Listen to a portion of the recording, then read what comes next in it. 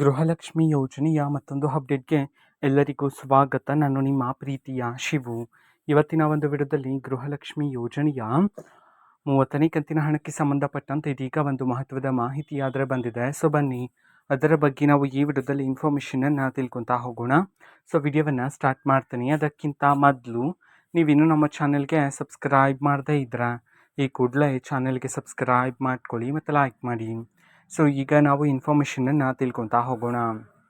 So ನೋಡಿ, ಇವತ್ತು ಅಂತಂದರೆ ದಿನಾಂಕ 9/5/2026 ಇವತ್ತು ಗೃಹಲಕ್ಷ್ಮಿ ಯೋಜನೆಯ 30ನೇ ಕಂತಿನ ಹಣವನ್ನು ಬಿಡುಗಡೆ ಮಾಡೋದಕ್ಕೆ ಸಂಬಂಧಪಟ್ಟಂತೆ ಇದೀಗ ಮಾಹಿತಿಯನ್ನು ತಿಳಿಸಿರ್ತಕ್ಕಂಥದ್ದು.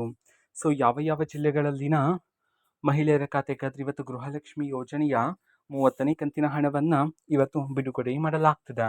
ಈ ಒಂದು ಮಾಹಿತಿಯನ್ನು ನಾವು ತಿಳ್ಕೊಳೋದಾದರೆ, ಸೊ ಇದೀಗ ಬಂದಿರತಕ್ಕಂತಹ ಇನ್ಫಾರ್ಮೇಷನ್ ಪ್ರಕಾರ ಇವತ್ತು ಕರ್ನಾಟಕದಲ್ಲಿರ್ತಕ್ಕಂತಹ ಮಹಿಳೆಯರಲ್ಲಿ 18 ಜಿಲ್ಲೆಗಳಲ್ಲಿನ ಮಹಿಳೆಯರ ಖಾತೆಗಾದ್ರೆ ಇವತ್ತು ಗೃಹಲಕ್ಷ್ಮಿ ಯೋಜನೆಯ 30ನೇ ಕಂತಿನ ಹಣವನ್ನು ಬಿಡುಗಡೆ ಮಾಡೋದಕ್ಕೆ ಸಂಬಂಧಪಟ್ಟಂತೆ ಮಾಹಿತಿಯನ್ನು ತಿಳಿಸಿರ್ತಕ್ಕಂಥದ್ದು.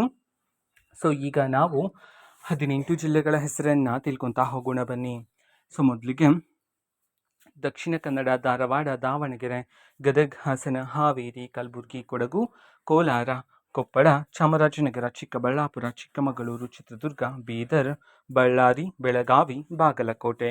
ಈ 18 ಜಿಲ್ಲೆಗಳಲ್ಲಿನ ಮಹಿಳೆಯರ ಖಾತೆಗಾದ್ರೆ ಇವತ್ತು ಗೃಹಲಕ್ಷ್ಮಿ ಯೋಜನೆಯ 30ನೇ ಕಂತಿನ ಹಣವನ್ನು ಬಿಡುಗಡೆ ಮಾಡೋದಕ್ಕೆ ಸಂಬಂಧಪಟ್ಟಂತೆ ಈಗ ಮಾಹಿತಿಯನ್ನು ತಿಳಿಸಿರ್ತಕ್ಕಂಥದ್ದು.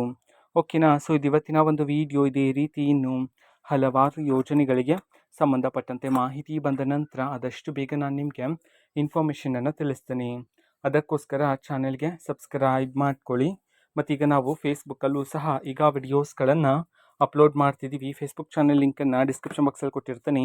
ಕ್ಲಿಕ್ ಮಾಡಿಬಿಟ್ಟು ಫಾಲೋ ಮಾಡಿ. ಓಕೆನಾ. So thank you. ಬಾಯ್.